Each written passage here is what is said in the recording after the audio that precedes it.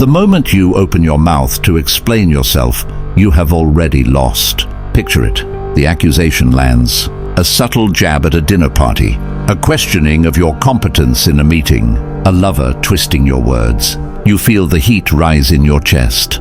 The cortisol spikes. Your brain screams that you are being misunderstood, that the truth is being distorted, that you must correct the record immediately.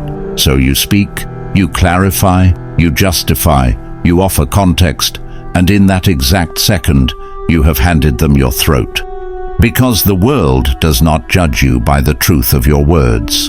It judges you by the desperation of your delivery. The one who explains is the one who submits. The one who defends is the one who accepts the other person's authority to judge them. Niccolo Machiavelli understood a brutal truth that modern society has tried to breed out of you. He knew that power is not about being right. It is about who holds the frame. And the moment you defend yourself, you step into their frame. You become the defendant in their courtroom. But what if you didn't? What if when the attack comes, you did the one thing that terrifies a manipulator more than anything else? You didn't react. Most people go through life as emotional puppets. They are pulled by the strings of other people's opinions. Someone frowns, they apologize. Someone accuses, they explain. They live in a constant state of reactive defense, trying to prove they are good, smart, or worthy. It is a miserable way to exist. It is a slow suffocation of the soul. But there is a different way of moving through the world, detached, sovereign, psychologically impenetrable. A way where insults don't bounce off you. They dissolve before they touch you. This is not about being cold. It is not about arrogance. It is about a fundamental shift in where you derive your reality. Today, we are going to dissect the psychology of non-defense. We'll examine why your biology betrays you in these moments and how to override it with a strategy Machiavelli would have whispered to a prince. I'll show you how to flip the power dynamic instantly, how to make the attacker doubt their own sanity, how to use silence not as an absence of sound, but as a weapon of mass destruction against the ego. But be warned, this requires killing a part of yourself you've been feeding since childhood, the part that begs to be understood, that needs permission. Kill that need and you become dangerous. You become untouchable. Let's begin. So why do you do it?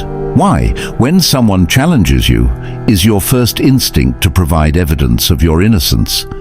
It starts in childhood. Think back to when you were 5. And a parent or teacher accused you of something. What was the only way to escape punishment? Explanation: I didn't break it. It fell. I didn't hit him. He hit me first. You learned early that authority figures held the power of judgment. And you learned that survival depended on convincing them you were good. The problem is you grew up, but your psyche didn't. You now walk through the world projecting that authority onto everyone you meet. Your boss, your partner, the stranger online, even your enemies. When you defend yourself, you are subconsciously saying, "You are the judge. I am the child. Please accept my plea so I can feel safe again." It reeks of weakness, and human beings, primal as we are, can smell submission from a mile away.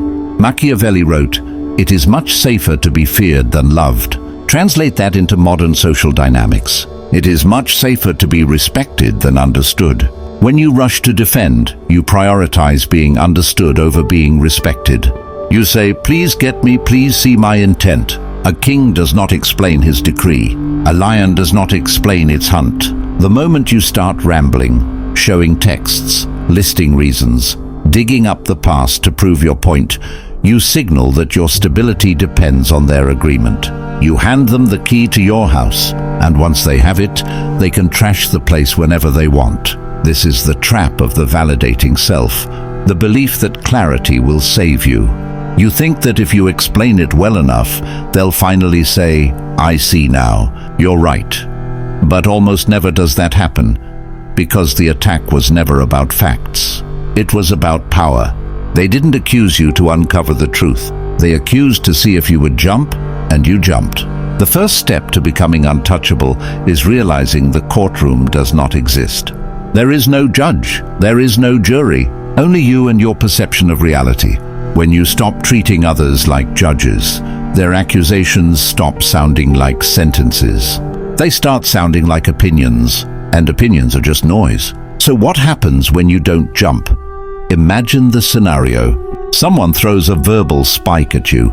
You're being incredibly selfish right now. The old you would say, "No, I'm not. I did X, Y, and Z for you yesterday. I'm just tired, defensive, weak, reactive." Now, imagine the Machiavellian approach. They say, "You're being selfish." You look at them, hold eye contact, don't blink, keep your face neutral. Let silence hang in the air for 3, 4, 5 seconds. Do you know what happens in that silence? It becomes a psychological vacuum. The human brain is terrified of silence during conflict. It signals a rupture in the social fabric. It signals that the other person is not playing the game. When you stay silent, you mirror their energy back at them. You force them to sit in the tension they created. Usually they start to crumble. They speak again to fill the void, defending themselves against your silence. The power has flipped. This is the grey rock method weaponized. You become a void. A void cannot be attacked. You cannot punch mist. You cannot cut water. By refusing to defend, their attack passes right through you, unbalancing them. This requires immense internal control because inside your ego screams, "Fight back. Say something clever. Leash that dog."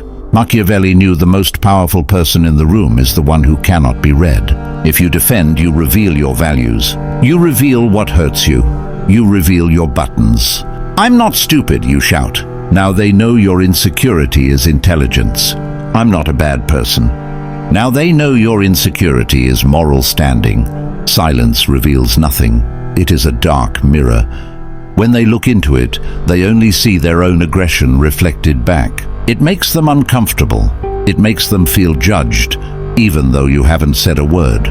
Sometimes silence is not enough. Some situations require words, but never defensive words. If you must speak, don't push against the force.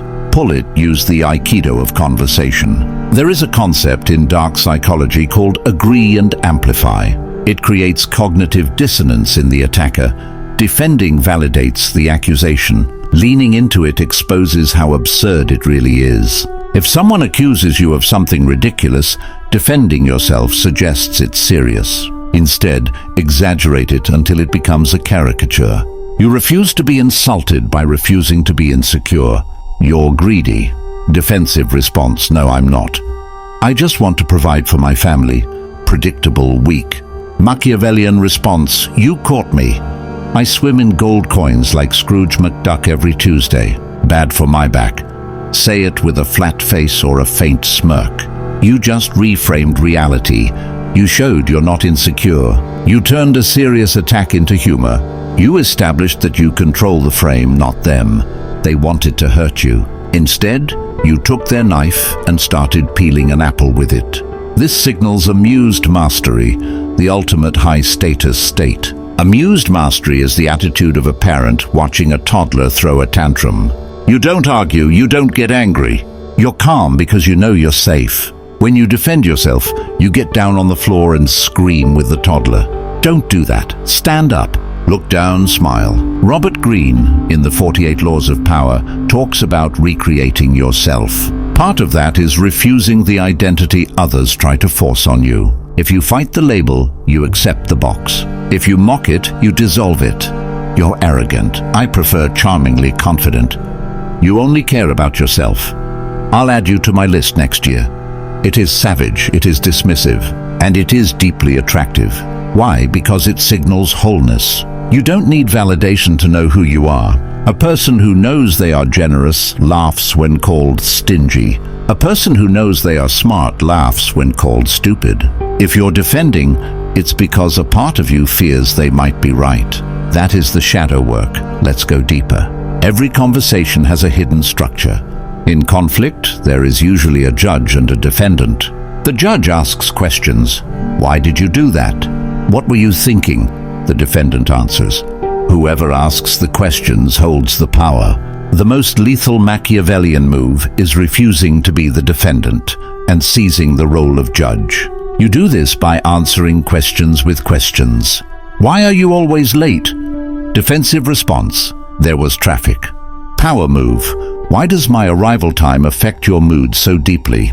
The spotlight shifts. Suddenly it's not about the clock. It's about their emotional reaction. You've flipped the frame. You're being ridiculous. Machiavellian response. What makes you feel the need to use labels like that to communicate? You are psychoanalyzing them in real time. This enrages manipulators. They want you reactive. Instead, you're observing them like a specimen. It's interesting you see it that way. Does saying that make you feel better? These phrases acknowledge sound, not substance. They are verbal force fields. Machiavelli would call this disarming the enemy. When you lay down your sword, they look foolish holding theirs. The wind leaves their sails. They appear hysterical. You appear grounded. And in the long run, history is written by the grounded. None of this works if it's just a tactic. If your voice shakes, your eyes dart, your energy screams, "Please like me," it fails. Dark psychology is 20% words and 80% nonverbal frame. You must build the inner structure to support the silence. Which brings us back to the shadow. Why does it hurt when they attack you? Because they touch a wound already there. Call someone green-skinned and they laugh. Call them a failure and they defend, because part of them believes it. The ultimate defense is not verbal.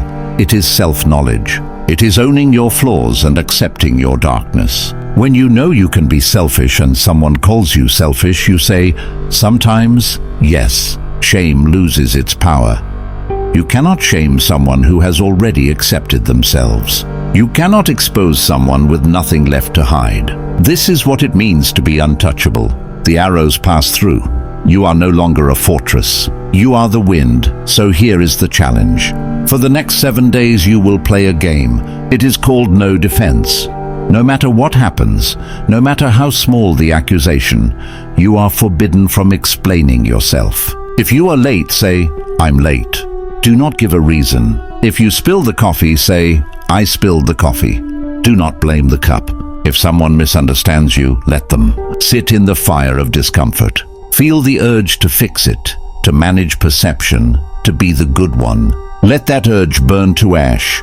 Watch what happens to the people around you when you stop playing the game. First comes confusion, then respect. Then a strange magnetism. People are drawn to certainty. Nothing screams certainty louder than someone who does not need to explain why they exist. You are reclaiming your energy, plugging the leaks in your soul, stepping out of the role of the child and into the role of the sovereign. The world will try to bait you. It loves reactions, don't give it one. Keep your mystery, keep your power, keep your silence. If this philosophy resonates with the darker, deeper part of your mind, the part that is tired of performing, explaining and shrinking, then you already understand it. You've felt it before. That quiet exhaustion that comes from always managing other people's emotions, always proving you're good, always justifying your existence. This is your exit, not through aggression, not through dominance, but through detachment and certainty. Subscribe. Not because I asked you to. Subscribe because you are done being a prey animal in a world full of predators. Because prey explains, predators observe. Prey reacts, predators decide. Prey begs to be understood. Predators move in silence. From this moment forward, you do not explain. You do not defend. You do not submit. You exist, and that is enough.